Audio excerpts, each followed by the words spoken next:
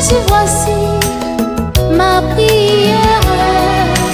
Laisse-moi toujours rester dans ta parole, car celle-ci m'amènera devant Jésus, cet homme que je t'enloie, sans pourtant l'avoir vu, mais bientôt quelle joie ce sera quand je verrai Jésus-Christ mon roi.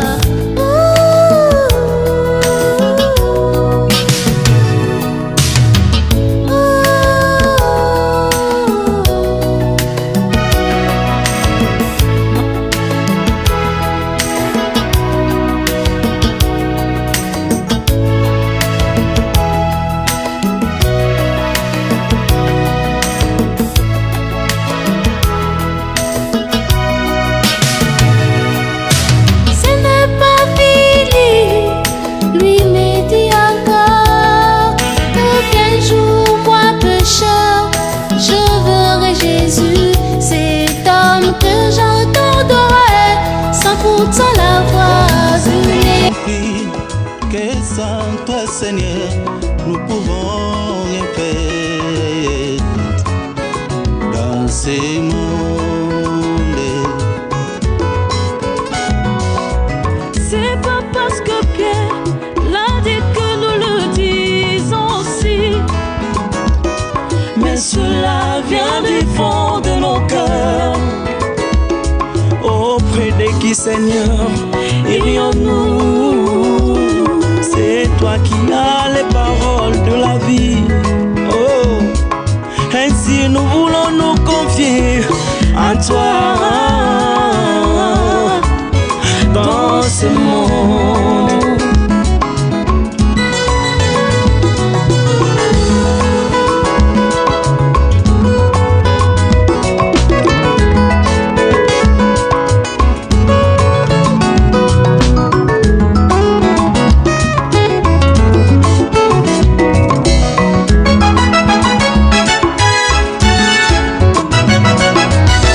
Batona mayele amemelaki yo makabo olonde bonzambe na yo Yesu takana malasi yo nganga nzambe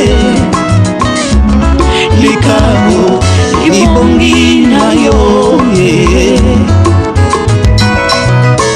malasi yango nde fala yo Yesu la pesa yo nini kolo Yesu. Et à toutes, très chers téléspectateurs et ou internautes, je tiens à préciser que nous sommes d'abord là à faire cette émission pour l'édification et non pour la compétition.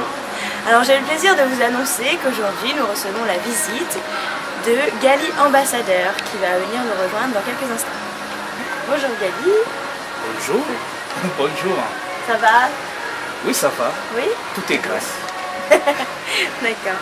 Alors, je vais commencer directement. J'ai 2-3 questions à te poser. Oui. Alors, tout d'abord, je voudrais savoir, et nous voudrions savoir, quelle est la vision de l'édification pour cette année? Qu'est-ce que tu prévois? Donc, cette année, il y a trop de surprises. Le consommateur de notre foi. Nous marchons selon ce que le Saint-Esprit comment il va nous conduire. C'est comme en Égypte, quand le peuple d'Israël sortait de l'Égypte, ils étaient conduits la nuit par une colonne de feu et pendant la journée par la nuée. Oui, bien-aimés dans le Seigneur, shalom, Jésus-Christ dans vos maisons à partir de l'Europe. J'ai toujours dit, tout est grâce dans nos vies, nous ne méritons rien, tout mérite revient à notre patron. Dans sa société des personnes à responsabilité illimitée dont Jésus-Christ est le gestionnaire. Bonjour bien-aimé. Oui, bonjour mon frère, mon mari. Je ne sais pas si vous pouvez vous présenter. Bonjour. Si vous pouvez vous présenter. Oui, bonjour, je suis le frère Nixon Mavinga, humble serviteur. Donc j'évolue dans cette église, je suis serviteur chantre qui évolue dans une église. Je ne suis pas un chantre indépendant. Là j'ai un pasteur qui s'appelle le révérend Jean-Claude Monsengo, donc c'est lui mon papa, et que j'aime beaucoup, et qui est là pour me guider, pour me dire mon fils, ça c'est pas bien, va, ceci, va par là, ne va pas ne va pas à gauche, va à droite, donc des choses comme ça. J'ai été baptisé à Kinshasa en 1998 à l'église Mapamboli chez le pasteur Odon Zola à Ngiringiri. Je l'ai dit tout à l'heure, au jour d'aujourd'hui, j'évolue à l'église de Maranatha qui se situe à Noisy-le-Grand en France. Donc merci. Bon frère Nixon, on vous voit, vous avez sorti votre premier album je crois. Oui, c'est mon premier album. Vous avez évolué aussi dans un autre groupe aussi, je ne sais pas si c'est Étoile des Réveils. Oui. Il y a la différence entre Étoile des Réveils aujourd'hui, vous venez de sortir votre première. Merci bien aimé pour la question. Je dirais pas vraiment une carrière solo. C'est vrai, c'est parce que là je suis solo. Quand on dit solo, ça veut dire une seule personne qui évolue. Mais c'est vrai, j'ai évolué avec le groupe Étoile du Réveil, les groupes par lesquels j'ai beaucoup appris. Il y avait la présence de la sœur Philly, Niemba, il y avait la sœur Verniche, le frère Anto et Jolino. Il y avait beaucoup de frères qui connaissaient vraiment bien la musique. Hein. Et moi, je faisais partie, entre guillemets, de la bande. Donc, ça veut dire que je faisais partie du groupe. C'est là vraiment où j'ai pu apprendre beaucoup de choses, du point de vue spirituel et du point de vue musical. Parce que la première des choses pour nous, même si nous constituons un groupe musical, la première des choses pour nous, c'est la base, c'est la spiritualité.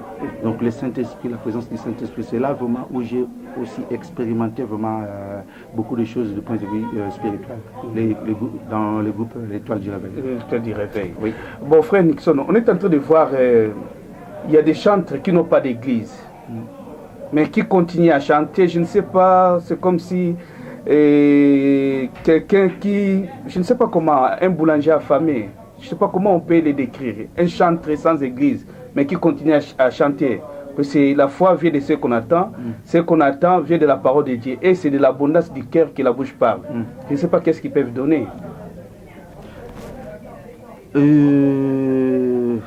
Si j'ai remarqué cela, il y a pas mal de chanteurs. Je ne sais pas pourquoi, au jour d'aujourd'hui, ils n'ont plus d'église. Parce qu'avant, normalement, d'être appelés chantres de l'Éternel, ça veut dire qu'ils ont commencé dans une église quelconque. Pour dire, peut-être ils ont été déçus. Ils ont eu la déception, ils se sont séparés de cette église-là. Et en ce moment où nous avons vu que les frères n'ont pas des églises, ou les sœurs n'ont pas des églises, peut-être ils sont à la recherche d'une église par rapport à qui soit un peu différente à là où ils étaient avant. Peut-être ils ont été déçus du comportement du pasteur. Je ne peux pas jouer l'avocat du diable.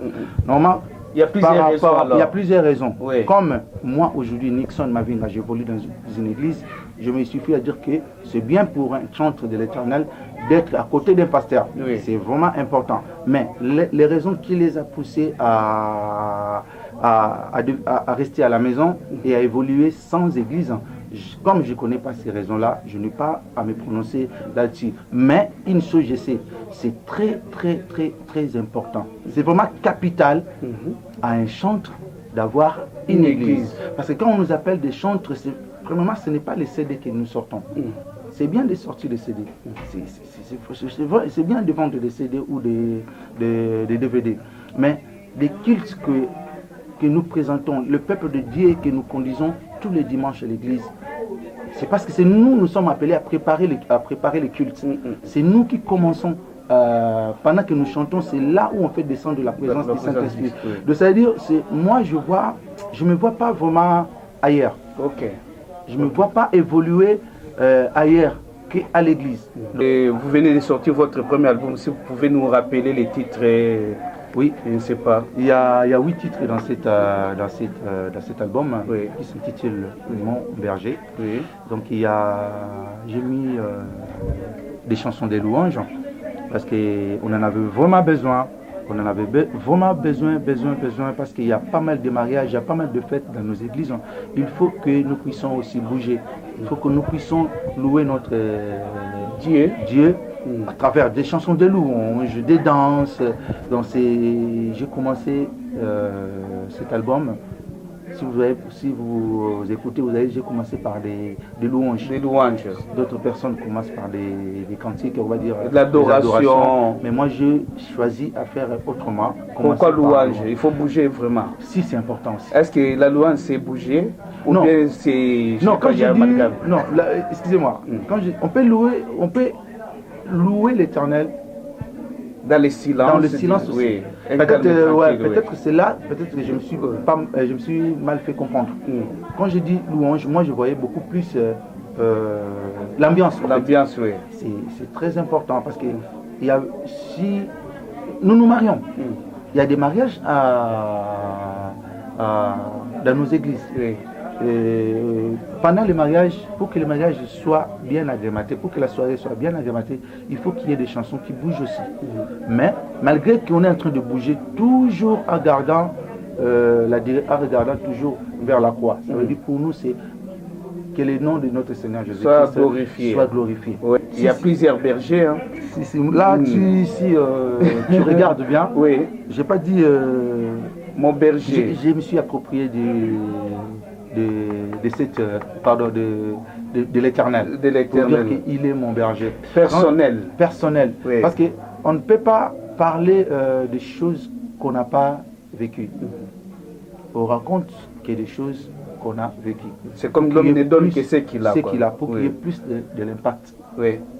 Si on veut raconter des choses que tu as écoutées, c'est bien. Oui. Mais pourquoi ce thème? Le thème par rapport à la vie que moi j'ai vécu. Oui. J'ai vécu, pardon. Donc je crois que ça édifie, c'est pour l'édification. Exactement, on ne peut pas faire un album par plaisir. Non, parce qu'on a vu, il y a plusieurs frères et sœurs chantres de l'Éternel qui font des albums, mais on ne sait pas pourquoi ils sortent comme des cacahuètes, quoi. Mais sur le marché, quand on demande comme ça, moi j'ai sorti autant d'albums, j'ai besoin de récupérer l'argent. Mais entre-temps, je ne sais pas quoi, si ce sera votre cas. Récupérer l'argent. Déjà, quand nous travaillons, quand le bon Dieu nous inspire ces chansons-là, c'est premièrement parce qu'il a un message à apporter. Peut-être que cet album a été fait que juste pour une personne. On veut savoir pourquoi vous l'avez sorti. C'est dans quel but? D'évangéliser. D'évangéliser. Évangéliser. Il n'y a pas d'autre but pour nous, enfants de Dieu. Quoi que nous fassions, nous sommes là que pour évangéliser. Pourquoi? Parce que l'Éternel nous a dit, allez, faites de toutes les nations mes disciples. Il n'y a pas d'autre recommandation. Il a dit, allez. C'est-à-dire, comme toi tu es là, tu es en train de conclure l'œuvre. Parce que tout à l'heure, avant de commencer, je te vis prier. Tu as laissé cette interview entre les mains de l'Éternel. Ça veut dire quoi? La personne qui va écouter, qui va regarder cette interview, pour qu'elle soit touchée ou qu'elle puisse trouver la solution à ses problèmes à travers cette interview. Nous sommes là que pour évangéliser. Vous êtes marié? Je suis. Il y en a aussi des chanteurs qui ne sont pas mariés, qui sont peut-être plus parfaits que moi. C'est-à-dire le mariage ne fait pas de nous des hommes parfaits. C'est une question seulement simple. Excuse-moi mon frère, je veux aussi, c'est un peu de rectifier. Oui. Le mariage ne fait pas de nous des hommes parfaits. Non. C'est juste... ça fait partie aussi de la perfection. Ça fait partie, oui. Ça me préserve. C'est très important. J'aime ma femme. Pour le dire, pour répondre à ta question, je suis marié. C'est ça. Mais vous avez des enfants? Oui, j'ai 3 enfants. De 3 enfants. Disons dans Romains 12, donc tous les chapitres, ce que la Bible nous dit, ne vous conformez pas au siècle présent. Et la suite, que celui qui est au ministère s'attache au ministère. Donc si tu es chantre, ou vous êtes chantre, attachez-vous à la chanson, mais pour la gloire de notre patron. Si vous êtes là pour essuyer les bas à l'église, ne vous en faites pas. Tout ça paye bien avec Dieu. Nous sommes que des panneaux publicitaires.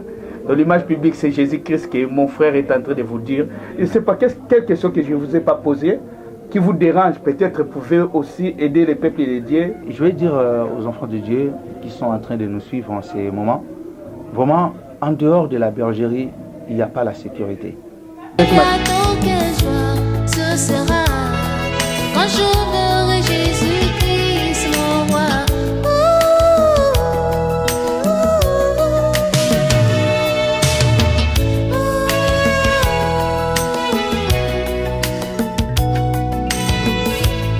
arrêté Barabbas, lui qui était 3 fois saint.